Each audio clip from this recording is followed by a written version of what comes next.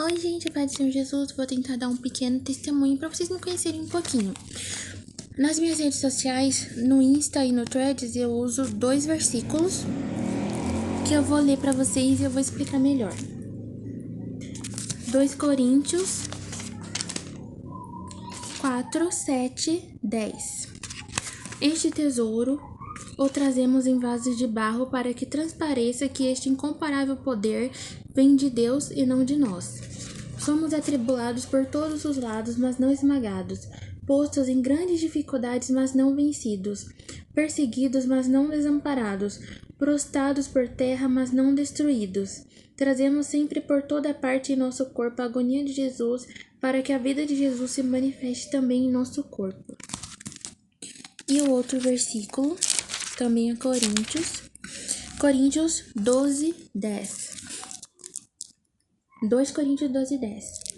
Por isso me alegro nas fraquezas, nas afrontas, nas necessidades, nas perseguições, nas angústias por causa de Cristo, porque quando eu me sinto fraca, então é que eu sou forte. Bom, gente, vamos lá. Vocês sabem já que eu sou autista porque eu comentei num vídeo aqui. Teve um caso que vocês devem ter visto na TV do menino autista que apanhava na escola, que pularam em cima dele e quebraram as costas dele e ele acabou falecendo por negligência dos médicos também que não atenderam. Quando eu tava na escola já chegaram a fazer isso comigo. Eu apanhava muito, eu chegava com mancha roxa e acabei tendo algumas sequelas, né, todas as situações. Meu braço é todo cortado porque eu acabava me cortando, tipo, né, de nervoso e tudo mais. Enfim, graças a Deus minha mãe sempre foi católica, minha família sempre foi católica. Mas aconteceram algumas coisas e quando deu 2018, eu, comecei a ver a maldade do mundo. Porque até 2018 eu era, gente, muito inocente, gente, muito, eu não via maldade em ninguém. Por mais que eu tenha apanhado muito na escola, em todas as escolas eu sofri bullying, porque eu sempre era esquisita, estranha. Eu também sofri abuso infantil quando era criança. Eu vi a minha irmãzinha especial falecer na minha frente. Aconteceram coisas horríveis.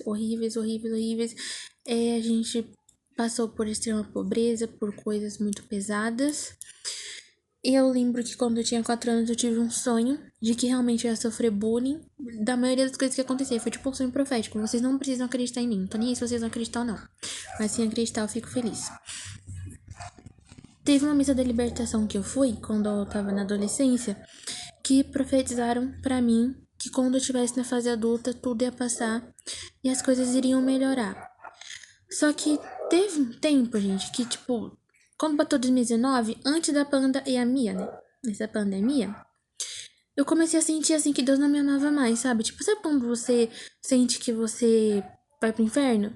Eu não tinha feito nada demais, né, da minha vida, mas eu senti que, como se Deus tivesse me abandonado, sabe? Mas não é exatamente que Deus me abandonou, que Deus não me amava mais, porque eu tava sempre triste, depressiva, lembrando das coisas que tinham acontecido. Aí eu pensei que, Deus não ama uma pessoa que é triste, né? Porque eu ainda era meio manipulada por algumas mentiras, né? De alguns líderes religiosos que dizem que se você é uma pessoa triste é porque você não tem Deus. Então, eu pensava isso. Aí eu peguei e pensei, caramba, então eu fui parando de orar, não conseguia mais orar direito, era só esporadicamente que eu orava. Eu fui entrando assim no fundo do poço. Aí eu tinha tentado ir de F, né? Tentando ir de arrasta. E aí eu fui internada, foi muito estranho, foi muito triste, assim, o psiquiatra me tratou igual um lixo. Eu fiquei só 2 dias, graças a Deus, mas gente, nunca vou esquecer, aquele psiquiatra me tratou igual um lixo, Aí eu acabei me desviando um pouco do caminho do Senhor. Em qual sentido eu me desviei? Porque eu só fico em casa, né, gente? Então, eu não tenho amigos, eu não tenho vida social, sou muito introvertida, então só ficava em casa. Acabei conhecendo um outro lado de espiritualidade, no caso tarô, e essas coisinhas assim. Aí eu comprei e eu jogava, e aí tudo que eu jogava eu acertava. Mas em 2021, eu tive um toque forte de Deus no meu coração, em dezembro. Eu comecei a chorar assim do nada. Sabe quando você começa a chorar do nada? Sem explicação? Comecei a chorar. E aí eu senti, tipo, o Espírito Santo, aí eu resolvi pegar a Bíblia e era sobre o arrependimento. Era sobre arrependimento que eu abri na Bíblia. Então eu entendi que Deus, ele tava me chamando de volta. Que Deus tava me mostrando que tipo, era coisa da minha cabeça aquilo de que ele não me amava mais. Porque desde muito nova sempre foi profetizado na minha vida que eu tinha que evangelizar. Eu sempre senti no meu coração que era a minha missão evangelizar. Eu sempre abria em Jonas. É porque, tipo, eu tenho uma mania que é assim, tipo, tá a Bíblia aqui. Eu faço uma oração, fecho o olho e eu abro. Mas, tipo, não tinha como eu abrir sempre na mesma coisa. Até porque a minha Bíblia, ela não é aquela que fica, tipo, escrito os versículos, sabe? Tipo, aqui do lado de fora. Tipo, fecho o olho, oro e abro. E eu ficava, nossa, em Jonas, tá? Porque Jonas, ele tava fugindo de Deus e ele foi engolido pelo peixe, né? Como vocês sabem. Aí tá. Passou bastante tempo. E aí, eu voltei pra Deus, né? Tô nesse caminho de voltar para Deus. E também eu gostaria de deixar claro para vocês uma coisa. Você que tá assistindo, que pensa que a sua vida não tem mais solução, que você tem que ir pro satanismo, que você tem que vender sua alma, que você tem que fazer coisas que não agradam a Deus, gente, não faça isso.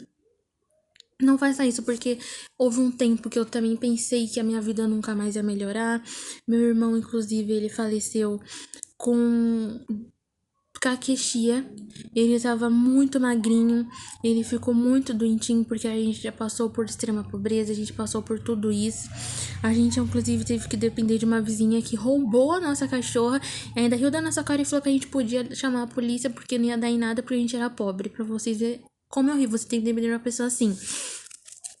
A gente foi muito explorada. Uma pessoa da paróquia antiga, né, porque agora eu vou por outra paróquia, e ela chegou a trazer câmeras aqui em casa. Eu tenho a foto pra provar, mas eu não vou postar porque, né?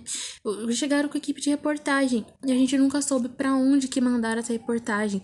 Falaram que eu era esquizofrênica e ficou falando zoando do meu irmão. Tipo, gente, coisa pesada, coisa muito triste, coisa horrível assim, sabe? Tipo, exploração da fé, exploração mesmo. Então, tipo, eles ganharam muito dinheiro usando a nossa imagem. Até que eles arrumaram horrores da igreja e se bobear não foi só com o meu irmão que fizeram isso, não filmaram só meu irmão. Teve também um safado rico que veio e falou assim: ai, gente, filma a casa toda, filma tudo que eu vou ajudar vocês, eu vou mandar pro Datena. Eu sei que o Datena não tem nada a ver com isso, se bobear, se o Datena soubesse, ele ia ficar em choque. A gente filmou, colocou o Pix, fez tudo e ele falou: olha, eu vou tirar o corpo fora, não vou ajudar vocês mais não. E ficou com o vídeo. Então, tipo, gente, é coisa pesada pra caramba, assim. Que tudo que eu posso fazer é deixar no mão de Deus. Teve um cara também político, que eu não vou citar quem é, que falou que ia arrumar a escada aqui em casa, que ia fazer as coisas. Ele não fez.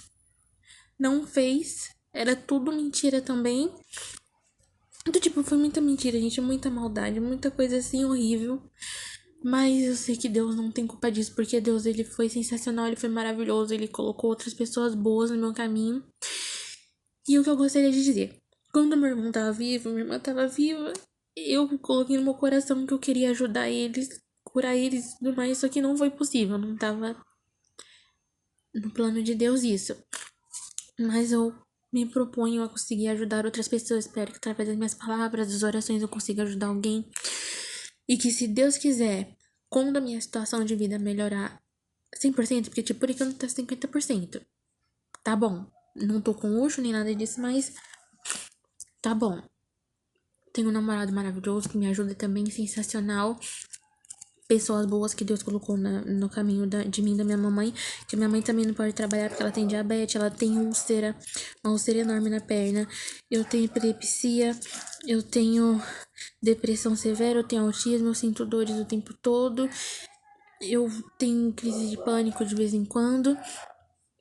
Eu também não consigo trabalhar. Mas Deus, ele me deu esse caminho. Deus, ele me deu outras portas, outras formas. Então, quero que vocês tenham fé que a vida de vocês vai mudar sim. Vocês não vão ficar no sofrimento para sempre. Vocês têm que ter fé. E eu me proponho, ó, quando eu melhorar de vida, eu vou ajudar outras pessoas. Que eu vejo que aqui no quarto tem muita gente especial, gente deficiente, pessoas que realmente precisam de ajuda. E quando eu melhorar de vida, eu pretendo conseguir ajudar essas pessoas. Nem que seja de vez em quando, com um diamante ou outro, sim. Mas eu tento ajudar outras pessoas, porque eu sei o que é sofrer, eu sei o que é a dor. E eu aceito doações se alguém quiser me ajudar também, mas eu não cobro dinheiro nenhum pra orar pelas pessoas. Tchau, gente. Fiquem com Deus.